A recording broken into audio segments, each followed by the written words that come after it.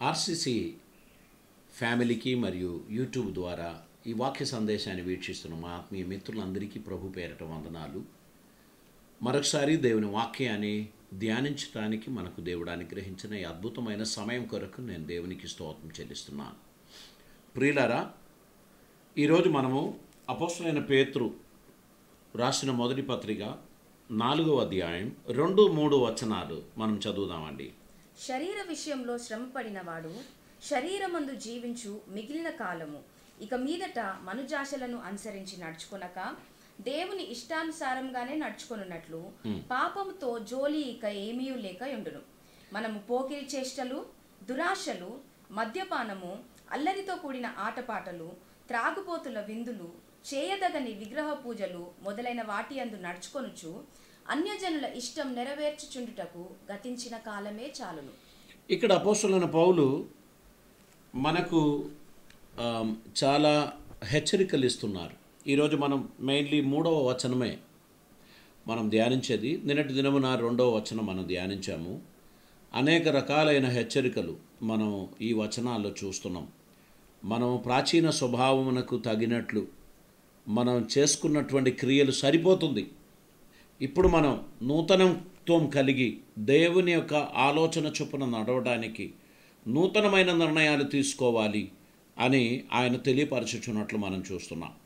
ఈరోజు వాక్య ధ్యానంలో ముఖ్యముగా అపోస్తలుడైన పౌలు అంటున్నాడు, మనము పోకిరి చేష్టలు, దురాశలు, మద్యపానము, అల్లరితో కూడిన ఆటపాటలు, త్రాగుబోతుల విందులు, ఈ విధంగా ప్రాచీన స్వభావములను గురించి తెలియపరుస్తున్నారు. గనక మన ప్రాచీన స్వభావం ఏమిటో అని రోమాపత్రిక 6వ అధ్యాయం దాని 6వ వచనాన్ని మనం చదువుదామండి. రోమాపత్రిక 6వ అధ్యాయం దాని 6వ వచనం ఏమనగా మనమికను పాపమునకు దాసులము కాకుండుటకు పాప శరీరము నిరర్ధకమగునట్లు మన ప్రాచీన స్వభావము ఆయనతో కూడా సిలువ వేయబడినని ఎరుగుదము. మనము దేవుని కొరకు మనల్ని సమర్పించినటువంటి సమయంలో మన ప్రాచీన స్వభావమును మనం సులువు వేసినటువంటి వారమై ఉన్నాము అనే విషయం మనం మర్చిపోవద్దు.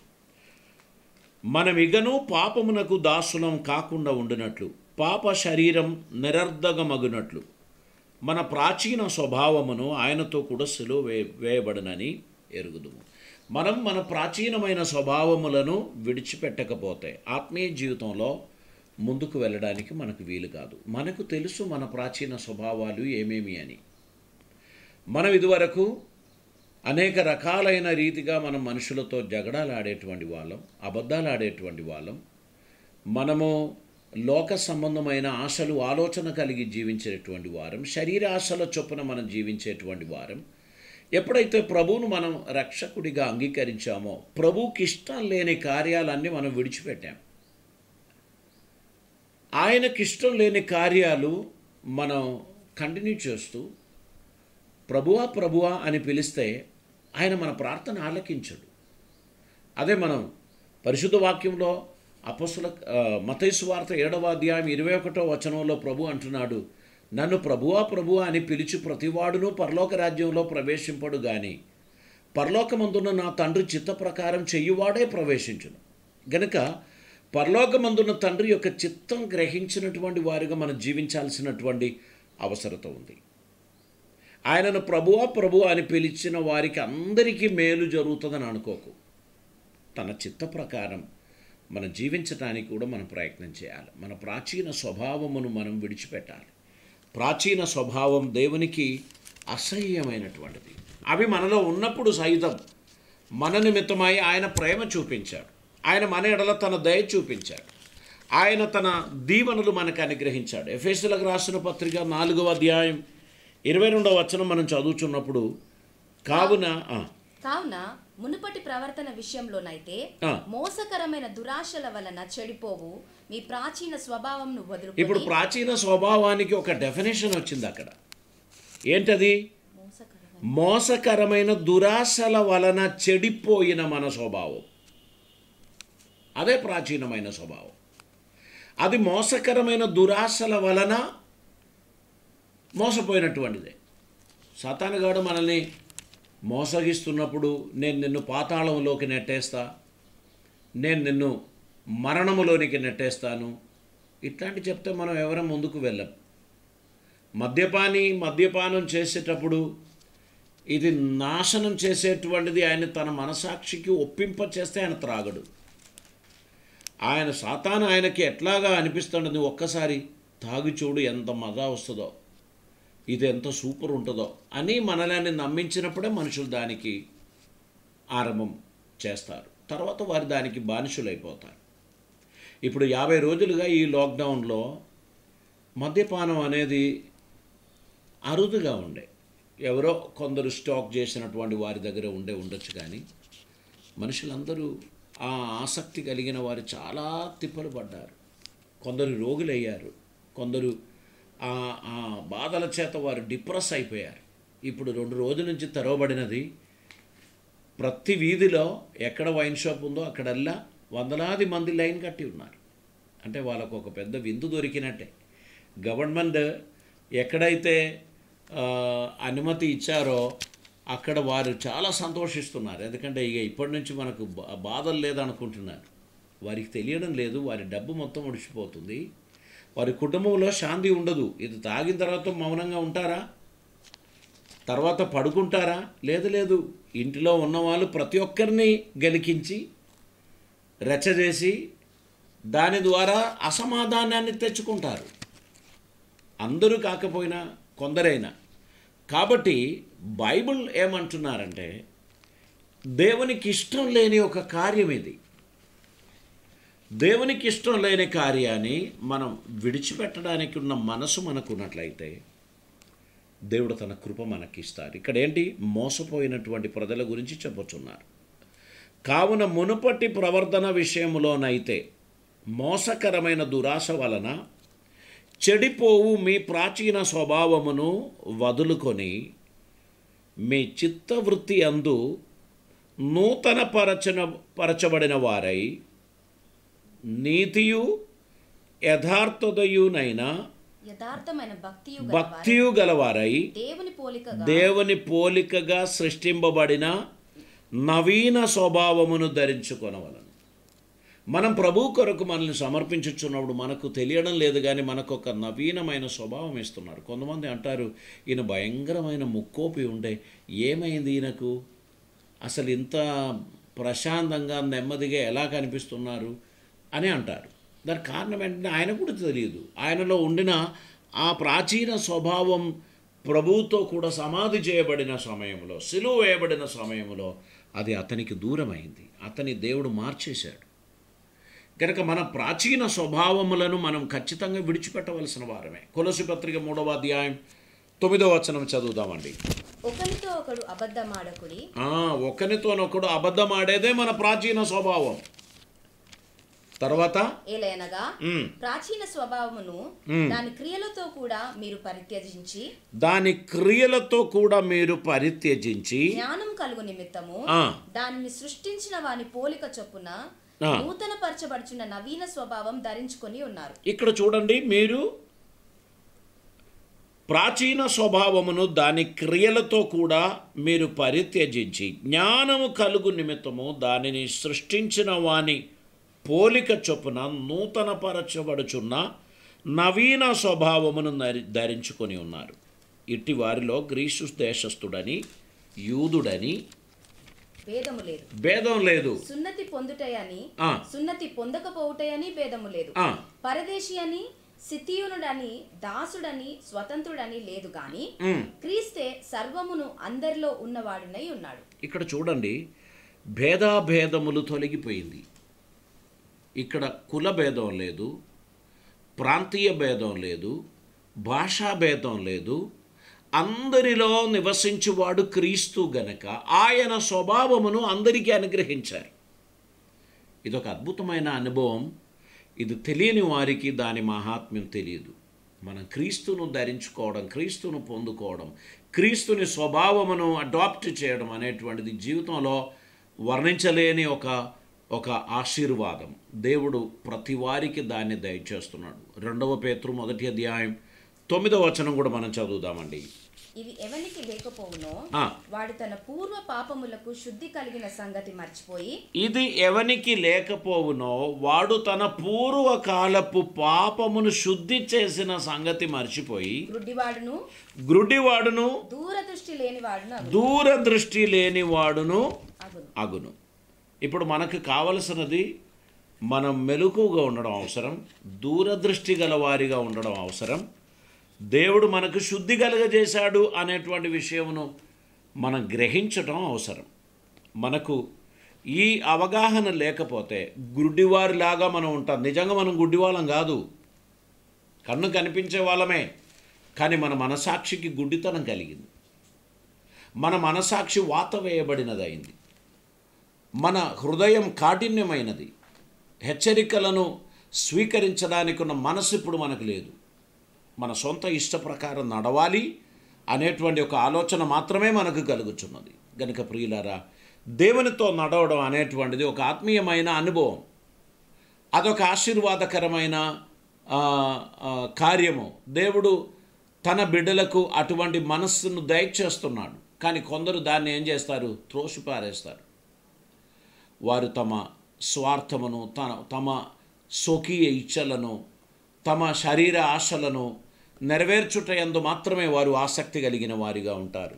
ఇది మనల్ని శుద్ధి చేయడానికి ఇవ్వబడినటువంటి సమయం. ఈ లాక్డౌన్ను మీరు పాజిటివ్గా తీసుకున్నట్లయితే మీరు ఎక్కువగా ప్రార్థన చేస్తారు, ఎక్కువగా బైబిల్ చదువుతారు, ఎక్కువగా దేవునితో సమయం గడుపుతారు. దీన్ని పాజిటివ్గా తీసుకున్న వారందరూ వారి శరీరాన్ని చక్కగా మెయింటైన్ చేయడానికి ప్రయత్నం చేస్తారు, మంచి నిద్ర విశ్రాంతి తీసుకుంటారు, వారు వాక్య పఠనానికి సమయం తీసుకుంటారు. వారి యొక్క జీవితం ఒక నూతనమైన క్రమశిక్షణలోనికి వస్తాయి.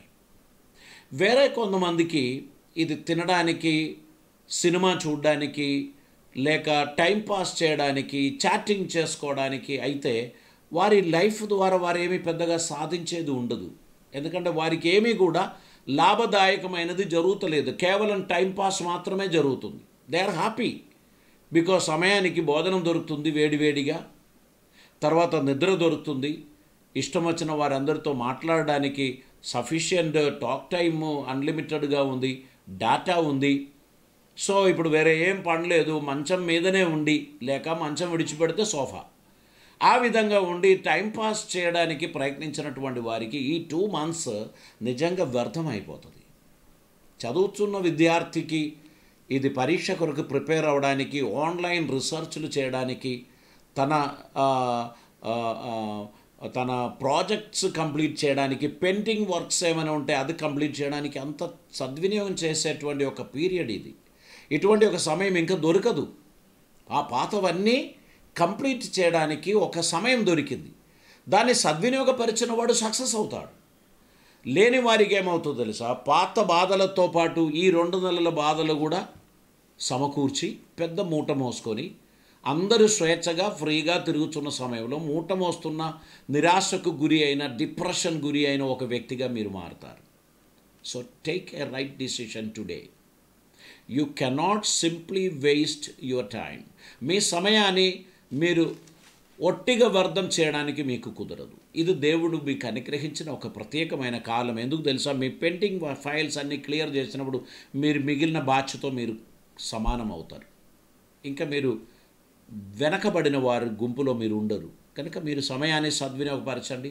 మ్యాక్సిమం దేవునికి ప్రయోజనకరమైన కార్యములు ఆలోచించండి, తలంచండి. అలా మీరు ముందుకు వెళ్తే ఖచ్చితంగా దేవుడు మీ అందరినీ ఆశీర్వదిస్తారు. దేవునికి స్తోత్రం. ప్రియులారా, మన జీవితం ప్రభువుకు ప్రీతికరమైనటువంటిదిగా ఉండాలి అని ప్రభు మన గురించి ఆశిస్తున్నాడు. మనము పాపపు జీవితంలో మనం జీవించాం. ఆ పాప జీవితానికి ఒక విడుదల కలగాలి. మనం ద్వితీయోపదేశ గ్రంథం 29వ అధ్యాయం 19వ వచనం చదువుతున్నప్పుడు, అట్టి పనులను చేయువాడు ఈ శాపవాక్యములను వినునప్పుడు మద్యము చేత దప్పి తీర్చుకుందామని నేను నా హృదయ కాఠిన్యమున నడుచుచు ఉండినను నాకు క్షేమము కలుగునని నేను ఆశీర్వాదం నొందెదనని అనుకొనును. నేను మందిరం ఉన్నప్పుడు మందిరానికి వెళ్ళాను కదా. ఇప్పుడు నేను దాహం తీర్చుకునేది ఎట్లా తెలుసా? మద్యం త్రాగి దాహం తీర్చుకుంటారు. మద్యం తాగితే దాహం కాదండి తీరేది, మంచినీళ్ళు తాగితే దాహం తీరుతుంది. ఈ సీజన్లో ఐ రికమెండ్ బాయిల్డ్ వాటర్, వేడి నీళ్ళు త్రాగండి, అది మీ దాహం తీర్చును. ఈ వేసవిలో మీకు చల్లనితనం ఇచ్చును. ఈ వైరస్ను అది చంపేస్తుంది. మద్యపానం దేనికి పరిష్కారం కాదు. అది మీ ఆస్తిని పోగొట్టుకుంటారు, మీరు మీ కుటుంబ సమాధానాన్ని పోగొట్టుకుంటారు, మీ పిల్లల మీద మీ భార్య మీద మీరు ప్రేమ చూపలేకపోతారు. కొందరు తాగితేనే నవ్వుతారు, కొందరు తాగితేనే ప్రేమిస్తారు, కొందరు అన్నీ కూలగొడతారు, అన్నీ పగలగొడతారు, బూతులు పలికి అందరినీ గాయపరుస్తారు. ఇవన్నీ జరుగుతూ ఉంటుంది. నేను తాగినా నాకు క్షేమము కలుగును, నేను ఆశీర్వాదం నొందుదును అని మీరు అనుకున్నట్లయితే అది ఒట్టి మోసకరమైన ఒక తలంపు. మద్యపాని పరలోక రాజ్యమును స్వతంత్రించుకోడు అని బైబిల్ చెప్తున్నారు. మీరు మద్యపాన ఆసక్తి కలిగిన వారైతే ఈ 50 days బాధ ఒక 2-3 రోజుల్లో తీర్చుకొని తర్వాత దాన్ని వదిలేయడం బెస్ట్. అంటే మీరు ఇప్పుడు బానిసలే, కొనిపెట్టారు ఇంట్లో, ఇక మోరులో పోయండి అని నేను చెప్తే మీరు బాధపడతారు కదా. నేను మీకు చెప్తున్నాను, జస్ట్ అవాయిడ్ ఇట్. మీ మైండ్ని ప్రిపేర్ చేయండి. ఎంత డబ్బు వచ్చింది ఇప్పుడు మీ కుటుంబం భోజనానికి అవసరమైన వస్తువులు కొనడానికి అనుకుంటున్నప్పుడు కేవలం మీ యొక్క శరీరేచ్ఛ నెరవేర్చడానికి మీరు డబ్బు ఖర్చు పెట్టుకొని మీరు ఉన్నారా? మీరు ఆలోచించండి. మీరు మీ జీవితాన్ని సరిచేసుకోవడానికి ప్రయత్నం చేయండి. మీ గురించిన దేవుని ప్రణాళిక అది నెరవేర్చడానికి మీరు మిమ్మల్ని సమర్పించుకోండి. ఇక్కడ చెప్పుచున్నారు, హృదయ కాఠిన్యమున నడుచు ఉండినను నాకు క్షేమం కలుగుచున్నది. అది ఒట్టి భ్రమ అండి. హృదయ కాఠిన్యం గలవారికి దేవుడు క్షేమం ఇస్తామని చెప్పలేదు. హృదయ శుద్ధి గలవారు ధన్యులు, వారి దేవుని చూచుదురు అని అన్నారు. ఇక్కడ మీరు అనుకుంటున్నవన్నీ మోసం. నేను ఆశీర్వాదము పొందదనని అనుకొనును, అయితే యెహోవా వాణ్ణి క్షమింపనొల్లడు. అట్టివాడు మీలో ఉండిన ఎడల నిశ్చయముగా యెహోవా కోపమును ఓర్వినియు ఆ మనిషి మీద పొగరాజును. ఈ గ్రంథములో రాయబడిన శాపములన్నీ వానికి తగులును. యెహోవా అతని పేరు ఆకాశం క్రింద ఉండకుండా తుడిచివేయును. ఈ కాలములో ప్రియులారా, ఈ దుస్థితి మాత్రం మీకు రాకుండా ఉండడానికి జీవితాన్ని ప్రభు సన్నిధిలో సమర్పించటం అది అవసరమై ఉన్నది. యెరెమీయా గ్రంథం 7వ అధ్యాయం 24వ వచనాన్ని మనం చదువుదామండి. అయితే వారు వినకపోయిరి, చెవి యొగ్గకుండిరి, ముందుకు సాగక 23 నుంచి చదవమ్మా. ఏదనగా నా మాటలు మీరు అంగీకరించిన ఎడల నేను మీకు దేవుడనై ఉందును, మీరు నాకు జనులై ఉందురు. మీకు క్షేమము కలుగునట్లు నేను మీకు ఆజ్ఞాపించుచున్న మార్గము అంతటి అంతు మీరు నడుచుకొనుడి. అయితే వారు వినకపోయిరి, ముందుకు సాగక వెనుక తీయుచు తమ ఆలోచనలను బట్టి తమ దుష్ట హృదయ కాఠిన్యమును అనుసరించి వారి దుష్ట హృదయ కాఠిన్యమును అనుసరించి నడుచుచు వచ్చిరి. మీ పితరులు ఐగుప్తు దేశంలో నుండి బయలుదేరి వచ్చిన దినములో మొదలుకొని నేటి వరకు మీరు వెనక తీయుచు వచ్చిన వారే. నేను అనుదినము పెందలకడ లేచి ప్రవక్తలైన నా సేవకులందరినీ మీ యొద్దకు పంపుచు వచ్చి తిని. దేవుడు చెప్పుచున్న మాట చూడండి.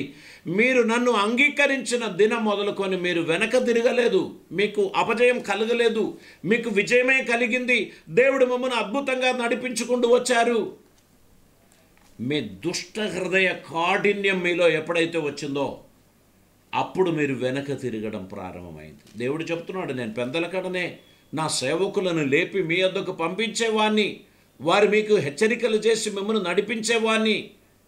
కానీ ఇప్పుడు చూడండి, మీరు నా మాట విననొల్లక మీరు మీ సొంత ఇష్ట ప్రకారం జీవించడానికి నిర్ణయించిన కారణమును బట్టి మీరు నాకు ఎంతో అసహ్యము పుట్టించి ఉన్నారు అని దేవుడు చెప్పుచున్నారు.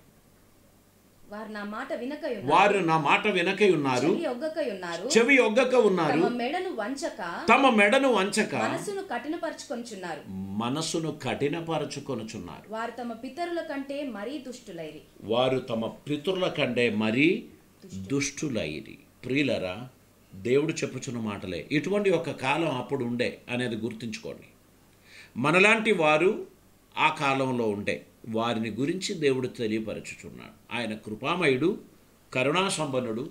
మనమందరము ఆయన సన్నిధిలో దీవింపబడాలి, ఆశీర్వదింపబడాలి. ఆయన ఎంతో ఆశతో ఉన్నాడు గనక మనం ప్రభుని మాటలను అంగీకరిస్తామండి. ఆ కాలంలో దేవుని కోపాన్ని తెచ్చుకున్న ప్రజల వలె మనం ఉండకుండా మారు మనసు కలిగి, దయాళత్వం కలిగి, విధేయత కలిగి, దేవుని అడుగుజాడలో నడుస్తూ ప్రభువును మహిమపరచడానికి మన జీవితాన్ని మనం సమర్పించడానికి ప్రయత్నం చేద్దాం. ప్రియులరా, మనం ఇంకా చదివితే ఎఫెసీయులకు రాసిన పత్రిక 2వ అధ్యాయం దాని 2వ వచనాన్ని మనం చదువుదాం.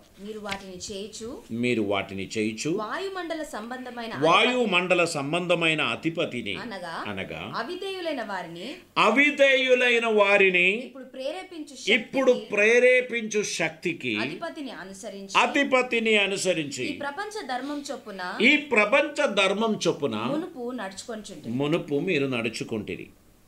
వారితో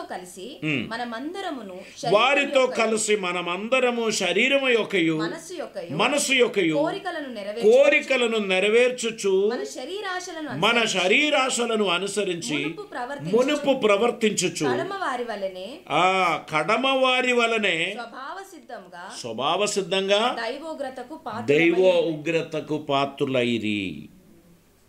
ఇది సంభవించిన విషయం. ఆ కాలంలో ఉన్న ప్రజల వలె మనం కూడా మనసును కఠినపరిచి, దేవుని చిత్తాన్ని నిరాకరించి, దేవునికి విరుద్ధమైన పనులు చేసి దేవుని ఉగ్రతకు పాత్రులయ్యారు. ఇంకా ఆయనను దేవుడు కరుణా సంపన్నుడై ఉండి మనం మన అపరాధముల చేత చచ్చిన వారమై ఉండినప్పుడు సైతం మన ఎడల చూపిన తన మహాప్రేమ చేత మనలను క్రీస్తుతో కూడా బ్రతికించాడు. మనం అపరాధముల చేత పాపముల చేత చచ్చిన వారమై ఉన్నప్పుడు సైతం మన కోసం దయ చూపించిన మన ప్రభు ఆయన ప్రేమ చేత మనలని క్రీస్తుతో కూడా బ్రతికించాడు. దేవునికి స్తోత్రం. కృపచేత మీరు రక్షింపబడి ఉన్నారు. క్రీస్తు యేసునందు ఆయన మనకు చేసిన ఉపకారము ద్వారా అత్యధికమైన తన కృపా మహదైశ్వర్యమును రాబో యుగములలో కనపరచు నిమిత్తమును క్రీస్తు యేసునందు మనలని ఆయనతో కూడా లేపి పరలోకమందు ఆయనతో కూడా కూర్చుండబెట్టెను అని మనకు తెలియపరుస్తున్నారు. ఈరోజు మనం భూమి మీద నివసించుచున్న మౌన పౌరసత్వం పరలోకమందు యేసు ప్రభువుతో కూడా రాయబడినది. అది కొట్టివేయబడకుండా ఉండడానికి జాగ్రత్త పడదామండి. మనకిచ్చిన ఉచితమైన రక్షణను కాపాడుకుందామండి. రైల్వే ఎంప్లాయీస్కి ఒక పాస్ ఇస్తారు, దాని పేరు ప్రివిలేజ్ పాస్. ఆ పాస్ చేతిలో ఉన్న వ్యక్తి పైసలు కట్టాల్సిన అవసరం లేదు, కానీ అతడు ప్రయాణిస్తున్నప్పుడు ఆ పాస్ దగ్గర పెట్టుకోవాలి. టికెట్ ఎగ్జామినర్ వచ్చి అడిగినప్పుడు గడగడగా వనగాల్సిన అవసరం లేదు, తన దగ్గర ఉన్న పాస్ తీసి చూపించాలి అంతే. Railway already paid. ఆ వ్యక్తి పాస్ అతనికి ఉన్నందుకు ఏమీ చెల్లించాల్సిన అవసరం లేదు. కానీ పాసు చేతిలో లేకుండా నేను అధికారిని, నేను ఆఫీసర్ని, నేను ప్రయాణం చేస్తున్నాను, ఇది నా హక్కు అంటే ఆ నెక్స్ట్ స్టేషన్లో దించేస్తాడు. కాబట్టి గుర్తుపెట్టుకోండి, we have a privilege in Jesus. యేసుక్రీస్తు ద్వారా ఉచితంగా ఇవ్వబడిన ఒక గొప్ప బహుమానం, ఒక పదవి, ఒక ధన్యత మనకు దేవుడిచ్చాడు. వాటిని మనం కాపాడుకోవాలి. ఏంటిది? రక్షణ. అది ఉచితంగా ఇవ్వబడుచున్నది. 8వ వచనంలో మనం చదువుచున్నాం, మీరు విశ్వాసం ద్వారా కృపచేతనే రక్షింపబడి ఉన్నారు. ఇది మీ వలన కలిగినది కాదు, దేవుని వరమే. అది క్రియల వలన కలిగినది కాదు గనక ఎవడునూ అతిశయపడ వీలు లేదు. మనం ఎవ్వరం కూడా మన కలిగిన రక్షణను గురించి అతిశయపడకూడదు. ఇది దేవుని వరమే, దేవుడు ఉచితంగా ఇచ్చాడు. I'm a child of God because I believed in Jesus. యేసు ప్రభునందు నేను విశ్వాసం ఉంచినందుకు నన్ను దేవుడు తన కుమారునిగా స్వీకరించాడు. నా పేరు పరలోకమందు ముద్రింపబడి ఉంది. ఇక్కడి నుంచి నేను కొట్టివేయబడినా నాకు శాశ్వతమైన నష్టం ఏం జరగదు. నేను పరలోకమందు ప్రభువుతో కూడా యుగయుగములు నివసించడానికి ఉన్న ఒక పర్మిషన్, ఒక హక్కు ప్రభు నాకు ఇచ్చాడు. నన్ను ఆయనతో కూడా పరలోకమందు కూర్చుండబెట్టాడు. ఇప్పుడే ఇక్కడ నేను జీవించుచున్న ఈ జీవితం నన్ను ఇక్కడ ఉంచిన దేవుని చిత్తం నెరవేర్చడానికి మాత్రమే.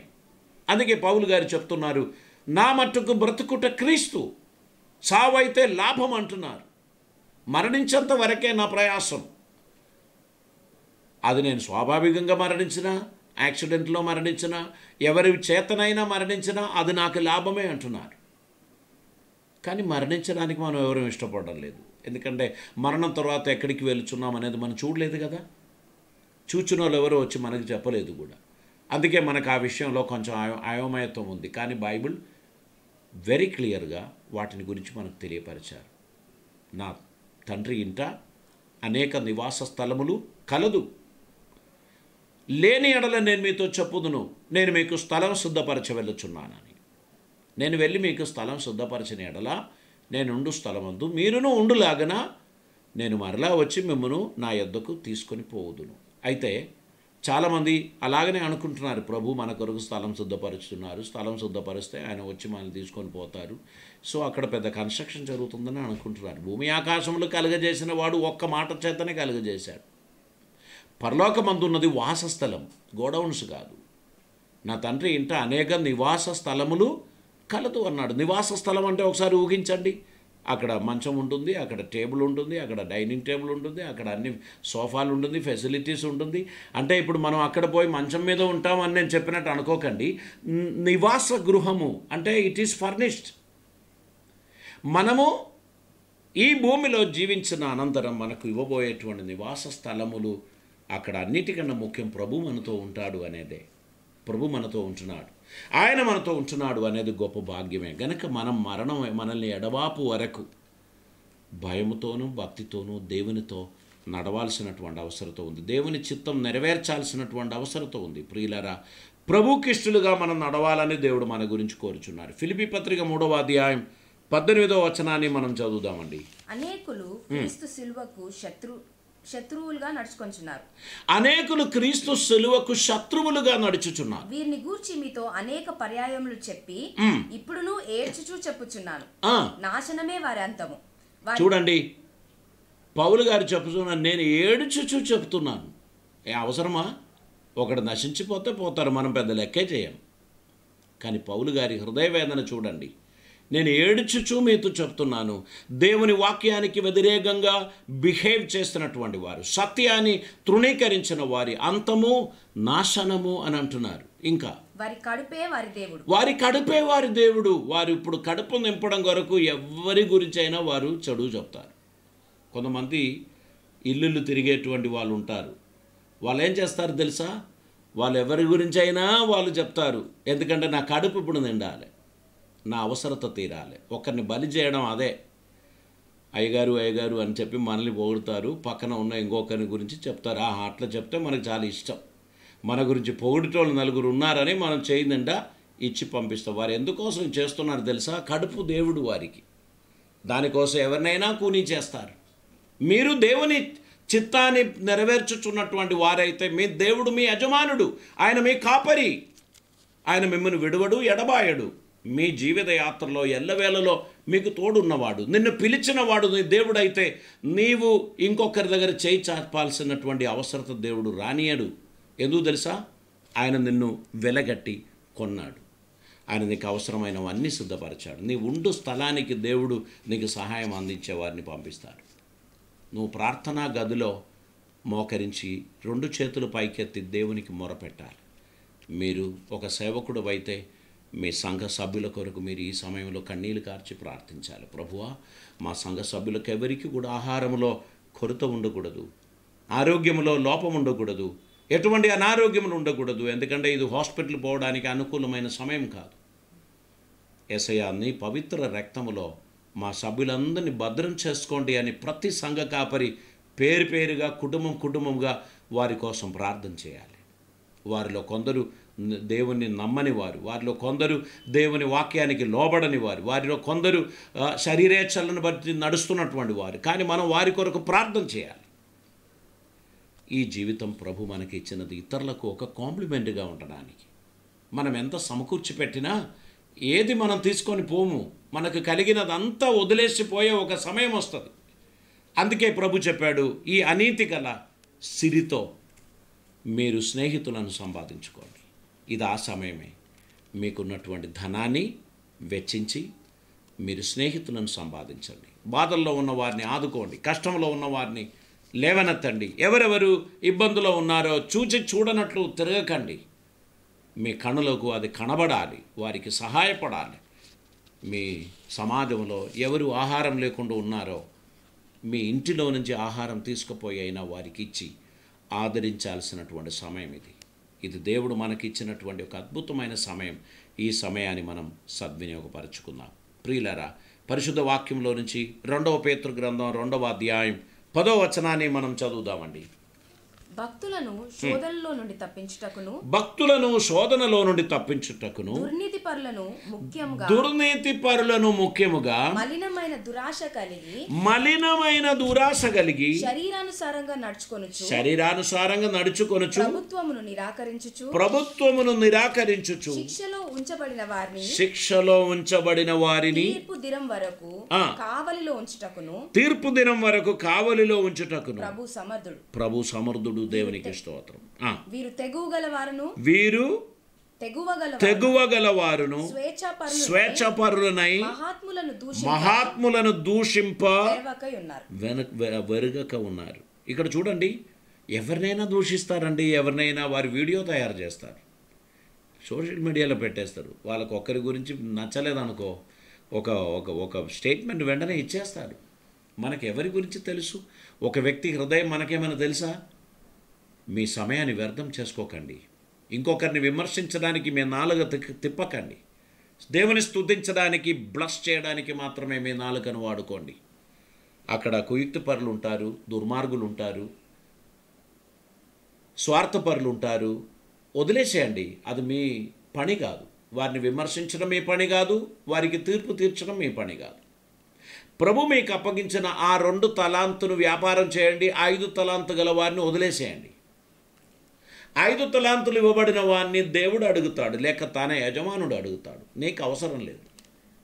నీకు ఇచ్చిన సమయం, నీకు ఇచ్చిన తలాంతు, నీకు ఇచ్చిన సామర్థ్యం, అది మాత్రమే దేవుడు నిన్ను అడుగుతాడు. నీకు ఇచ్చిన లిమిట్స్, నీ సరిహద్దులో ఏం జరుగుతుందనేది ప్రభు నిన్ను అడుగుతాడు. దునియా మొత్తం జరిగేది నిన్ను అడగడు దేవుడు. కాబట్టి మన సమాజంలో మనకు అప్పగించిన మన లిమిట్స్ను కాపాడుకుంటూ యథార్థత, నీతి కలవారిగా మనం నడవడానికి ప్రయత్నం చేద్దాం.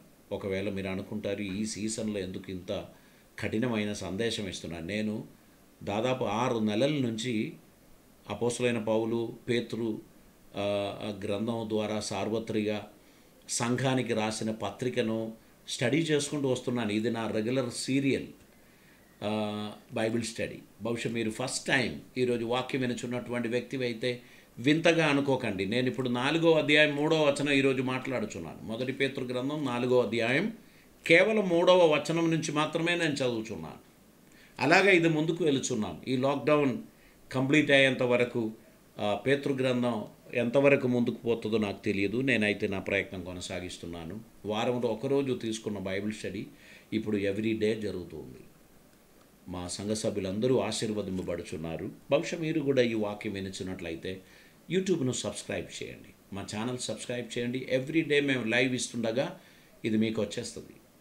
మీరు ఆ లైవ్ వీక్షించడానికి మీకు దేవుడు కృపనిస్తారు. కనుక ప్రియులారా, మీరు దేవుని దృష్టిలో చాలా విలువైన వారు. మిమ్మల్ని బహుశా దేవుడు ఈ హెచ్చరిక చేత ఈరోజు రూపాంతరపరిచి ఒక నూతన వ్యక్తిగా దేవుడు మిమ్మల్ని మళ్ళిస్తున్నారేమో, ఒక ప్రత్యేకమైన ఉద్దేశం కొరకు మిమ్మల్ని దేవుడు వాడుకోబోచున్నారో, ఈ వాక్యమునకు మీరు ప్రతిస్పందించినట్లయితే ఖచ్చితంగా దేవుడు మీ గురించి తన ఉద్దేశాన్ని నెరవేరుస్తాడు. You are a special.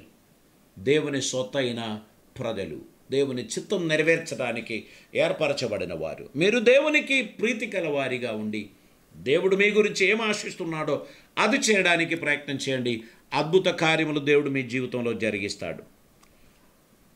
పేతురు గ్రంథం 2వ పత్రిక 3వ అధ్యాయం 3వ వచనం చదువుదాం. అంత్యదినములలో అపహాసకులు అపహసించుచు వచ్చి తమ స్వకీయ దురాశల చొప్పున నడుచుకొనుచు ఆయన రాకడను గూర్చిన వాగ్దానము ఏమాయను? పితరులు నిద్రించినది మొదలుకొని సమస్తమును సృష్టి ఆరంభము మొదలుకొని నిలిచి ఉన్నదే అని చెప్పుదురని. ఇవన్నీ సృష్టి ఆరంభం నుంచి ఉన్నదేనయ్యా, ఏం పెద్ద ప్రసంగాలు అవసరం లేదులే, ఇవన్నీ డే వస్తుంది నైట్ వస్తుంది, ఇవన్నీ రొటీన్ జరుగుతూనే ఉంది అని చెప్పి స్వకీయ ఆశల చేత నడుచుచున్నటువంటి వారిలారా జాగ్రత్త. ఇంకా చదువమ్మా. మొదట మీరు తెలుసుకొనవలెను, ఎలయనగా పూర్వం నుండి ఆకాశం ఉండెననియు నీళ్లలో నుండి నీళ్ల వలనను సమకూర్చబడిన భూమియు దేవుని వాక్యం వలన కలిగెననియు వారు బుద్ధిపూర్వకంగా మరతురు. ఇక్కడ చూడండి, దేవుడు వీటన్నిటిని కలుగజేశాడు అనేటువంటి విషయాన్ని వారు మర్చిపోతున్నారు. వారు తమ సొంత ఆలోచనలకు లోబడిన వారిగా వారు జీవించడానికి ప్రయత్నం చేస్తున్నారు. యూదా పత్రిక 18వ వచనం చదువుదామండి. అయితే ప్రియులారా, అంత్యకాలమందు తమ భక్తిహీనమైన దురాశల చేత నడుచుచున్న పరిహాసకులు ఉంటారు. ఇటువంటి ప్రసంగాలు వింటే నవ్వుతారు, అపహసిస్తారు. ఇటువంటి వారు ఉంటారని దేవుడు అంటున్నాడు. మన ప్రభు అయిన యేసుక్రీస్తు అపోస్తులుల పూర్వమందు మీతో చెప్పిన మాటలను జ్ఞాపకం చేసుకోండి. చూడండి, మన ప్రభు అయిన యేసుక్రీస్తు అపోస్తులు పూర్వమందు మీతో చెప్పిన మాటలు జ్ఞాపకం చేసుకొనుడి. అట్టి వారు ప్రకృతి సంబంధులు, ఆత్మ లేని వారునై ఉండి భేదములను కలుగజేయుచున్నారు. ప్రియులారా, మీరు విశ్వసించు అతి పరిశుద్ధమైన దాని మీద మీరు కట్టుకొనుచు పరిశుద్ధాత్మలో ప్రార్థన చేయుచు నిత్య జీవార్థమైన మన ప్రభువగు యేసుక్రీస్తు కనికరం కొరకు కనిపెట్టుచు దేవుని ప్రేమలో నిలిచినట్లు కాచుకొని ఉండుడి. ఇది మనం ఇప్పుడు చేయవలసినటువంటి పని. విడిచిపెట్టవలసిన దాని గురించి చెప్పారు, ఇప్పుడు మనం హత్తుకోవలసిన వాటిని గురించి కూడా చెప్పారు. ఇక్కడ మనకు అవసరమైనది ఏంటి తెలుసా? సెల్ఫ్ కంట్రోల్, ఆశా నిగ్రహం. ఇప్పుడు అక్కడ మద్యం క్యూలో మనం నిలబడలేదు అనే ఒక బాధ ఉందేమో, అయితే ఆశా నిగ్రహం కలిగిన వారిగా మీరు ఉండండి అని ప్రభు అంటున్నారు. ఈ సమయంలో ఈ చెప్పబడిన సమస్యల నుండి మీరు తప్పింపబడిన వారై దేవునికి ప్రియమైన వారిగా మీరు ఉండాలి అని ప్రభు కోరుచున్నారు. మనం చదవబడిన పేతురు గ్రంథంలోనికి ఒకసారి వద్దామండి. మొదటి పేతురు గ్రంథం 4వ అధ్యాయం దాని 3వ వచనం చదువుదాం. మనము పోకిరి చేష్టలు, దురాశలు, మద్యపానము, అల్లరితో కూడిన ఆటపాటలు, త్రాగుబోతుల విందులు, చేయదగని విగ్రహ పూజలు మొదలైన వాటి అందు నడుచుకొనుచు అన్యజనుల ఇష్టము నెరవేర్చుచుండుటకు గతించిన కాలమే చాలును. ఈ మాట మన మూల వాక్యం. అందులో నుంచి మనం ఈరోజు అనేక అంశములు మనం ధ్యానించడానికి దేవుడు కృప చూపాడు. ఇప్పుడు మన సామెతల గ్రంథం 16వ అధ్యాయం దాని 32వ వచనాన్ని మనం చదువుదామండి. పరాక్రమశాలి కంటే దీర్ఘశాంతం గలవాడు శ్రేష్ఠుడు. చూడండి, పరాక్రమశాలి కంటే దీర్ఘశాంతం గలవాడు శ్రేష్ఠుడు. పట్టణము పట్టుకొని వానికంటే తన మనస్సును స్వాధీనపరచుకొని వాడు శ్రేష్ఠుడు. ఈ శోధనలు అధికమవుతున్నప్పుడు, ఈ దురాశ సంబంధమైన స్వకీయ ఆలోచనలు, భూమి మీద ఉన్న ఇహలోకపు శరీరాశలు మనలో కలుగుచున్నప్పుడు మనం గుర్తుపెట్టుకోవాల్సింది, పట్టణం పట్టుకున్న వానికన్నా తన మనసును అదుపులో ఉంచినవాడు ధన్యుడు. దేవునికి స్తోత్రం. మన మనస్సును కంట్రోల్ చేయగలిగినటువంటి స్థితి మనం కలిగి ఉంటే అది మన జీవితంలో శ్రేష్టమైనటువంటి కార్యం. ఈ రోజులలో మనల్ని మనం అదుపులో ఉంచాలి. 25వ అధ్యాయం 28వ వచనం చదువుదాం. ప్రాకారం లేక పాడైన పురం ఎంతో తన మనస్సును అణుచుకొనలేనివాడును అంతే. ప్రాకారం లేకుండా పాడైపోయిన పురమునకు సమానమే తన మనస్సును కంట్రోల్ చేయలేనివాడు, శరీరాశలను నియంత్రించలేనివాడు ప్రాకారం లేని స్థలంలాగా ఉండును. ఇంటికి గేటు లేదు, గోడ లేదు అంటే కుక్కలు పందులు లోపలికి వచ్చేస్తుంది. మనము కాంపౌండ్ వాల్ కట్టి గేట్ పెట్టుకున్నందుకే అవి లోపలికి రావడం లేదు అన్నట్టు మన మనస్సుకు ఒక కంట్రోల్ అది మనకు అవసరం. అది లేకపోతే నాశనానికే దారి తీస్తుందనేటువంటి విషయాన్ని మనం గుర్తుపెట్టుకోవాలి. అపోస్తల కార్యం 24వ అధ్యాయం దాని 25వ వచనం చదువుదామండి. మనకు మన జీవితం పైన ఒక కంట్రోల్ అనేది చాలా అవసరం.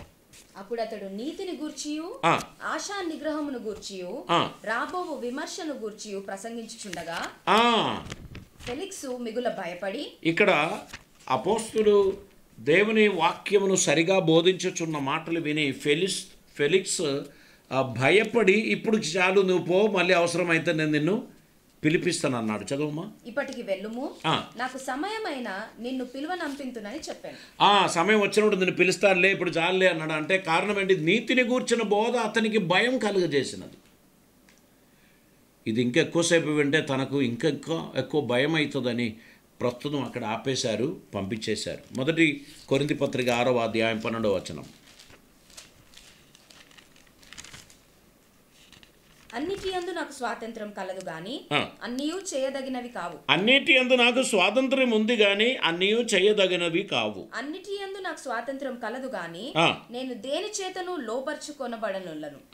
భోజన పదార్థములు కడుపు భోజన పదార్థములకు నియమింపబడి ఉన్నది. ఇక్కడ దేవుని వాక్యం అంటున్నారు, అన్ని చేయొచ్చు కానీ నేను అన్ని చేయకూడదు.